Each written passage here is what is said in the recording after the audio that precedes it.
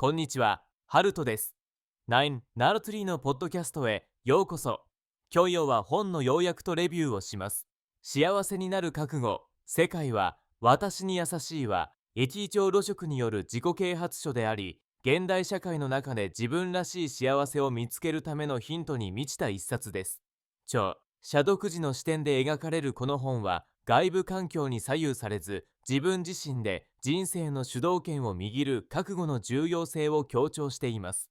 読者は過去子や他人の評価に縛られずに、どのようにすれば本来の自分として前向きに生きることができるのかを深く考えるきっかけを得るでしょう。人生に対する姿勢を変えることで、どんな状況でも自分の内側から幸せを感じ取ることができる、その事件的な手法や気づきが丁寧に語られています。さらに、著者自身の体験談や多くの読者の声も教えながら、共感と勇気を与えてくれます。忙しくストレスフルな毎日を送る中で、幸せになる覚悟を持つことは簡単ではありませんが、この本を通して自分の人生観を見直し、新たな一部を踏み出すヒントを必ず見つけられるはずです。自己肯定感を高めたい人、自分らしい生き方を模索している人にとって最適な身軸となるでしょう。この本の重要なポイントをお伝えします。まず最初に、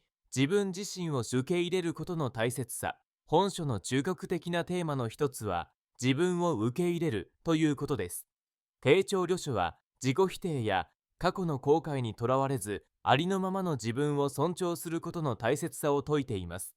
多くの人は成長過程で周囲の期待や評価に縛られ、無意識のうちに自己否定的になってしまいます。しかし、幸せになるためには、まず自分自身の存在を肯定し、今ここにいる自分を受け入れることが不可欠です。この章では、自分の場所や短縮、過去の過ちも含めて、全てを愛せるようになるための事件的なアドバイスが数多く紹介されています。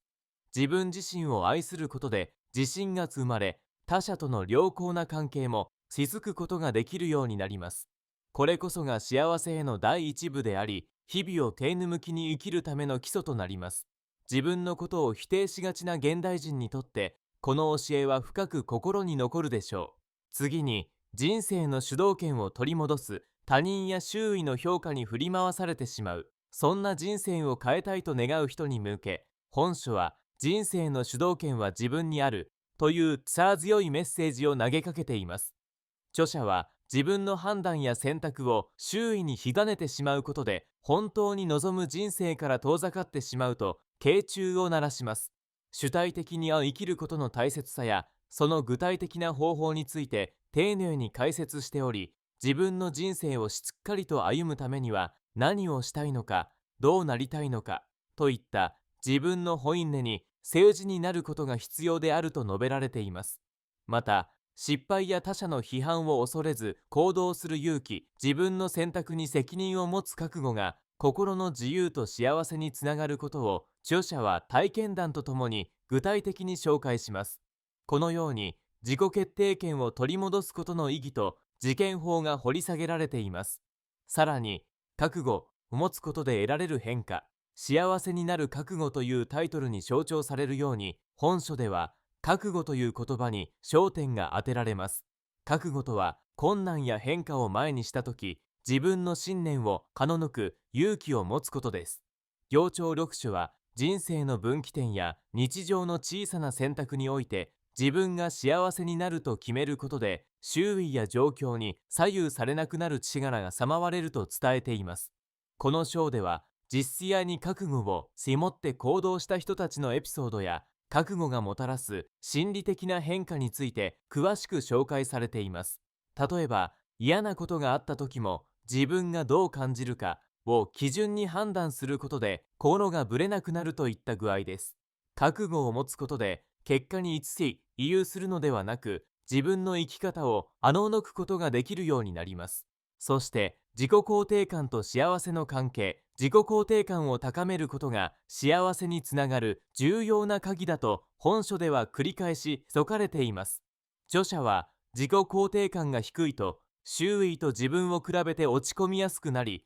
ストレスや不安を抱えやすくなってしまうと指摘します。一方で、自分を肯定できるようになると、他者の目や過去の出来事に左右されることなく、充実した日々を過ごせるようになります。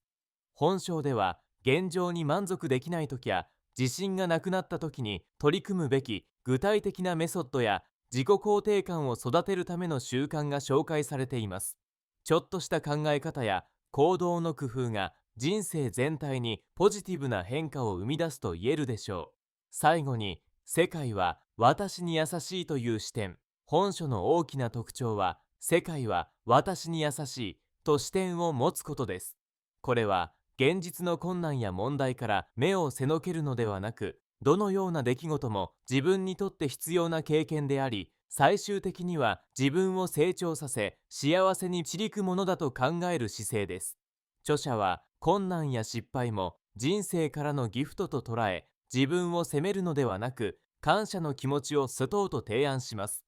このポジティブな捉え方を実践することで、自己嫌悪や被害者意識から解放され、心に余裕が生まれるといいます。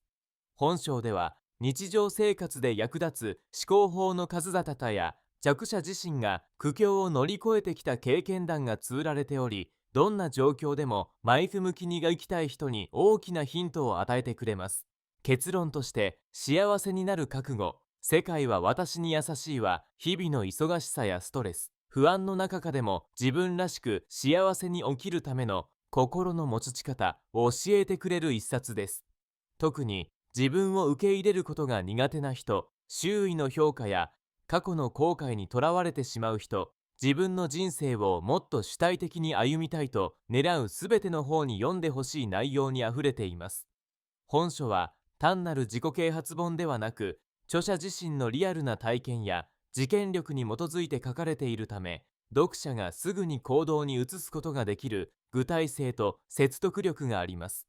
また、世界を優しいと捉えることで、日常に新たな視点や安心感をもたらし、人生に前向きな変化を起こす力になるでしょう。他の自己啓発本との違いは、覚悟の重要性を強調し、どんな状況でも幸せを選択できる心の強さを養うことに重点を置いている点です。自分を肯定することや人生の主導権を持つことは簡単なようで難しい課題ですが、本書はその第一部を示してくれます。まとめとして、もっと自分らしく生きたい、日常に小さな幸せを見つけたい、自分を好きになりたいという願いを持つすべての人に自信を持っておすすめできる内容です。この一冊が毎日をより豊かなものに変えるきっかけになるでしょう。ご支援いただける場合は、要聴流書、ポッドキャストの説明に記載した Amazon リンクから本を購入できます。読書の感想をぜひお聞かせください。それではまた。